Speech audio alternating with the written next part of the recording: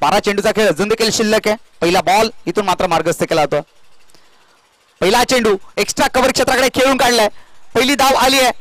दुसऱ्या धावेसाठी आमंत्रित केलं गेलंय. Running between the wicket. Ball Roshan पाटीलचा सामना करेल योगी पाटील. यावेळेला सबमरीन डिलिव्हरी. टप्पा पडल्यानंतर आतल्या बाजूनं बॅटची इनसाइड एज. फलंदाज योगी पाटील होईल बाद, ज्याने शैक्षणिक क्षेत्रामध्ये एक चांगली कामगिरी, भरीव कामगिरी केली. या व्यक्तिमत्वाचं या ठिकाणी शुभागमन झालंय. मान्यवरांना विनंती असेल आपण देखील व्यासपीठावरती यायचंय. तर इथे विकेटचं पतन झालंय. स्पर्धेमध्ये आपली छाप सोडली आहे. पुढचा बॉल. फुलटा चेंडू इथून मात्र मिड ऑफ कडे खेळून काढलाय. पहिली धाव आली आहे. थोडंसं मिसफील्ड पाहायला मिळालं आणि क्षणामध्ये त्याचं रूपांतर केलं गेलं 2 धावांमध्ये.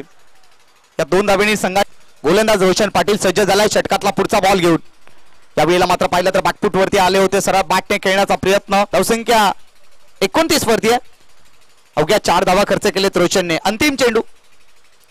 यावेळेला मात्र शफल होऊन खेळण्याचा प्रयत्न. पंचांकडे अपील केली आहे. पंच सहमत नाहीयेत. षटक समाप्त झालं. 3 षटकांचा खेळ समाप्त झाला.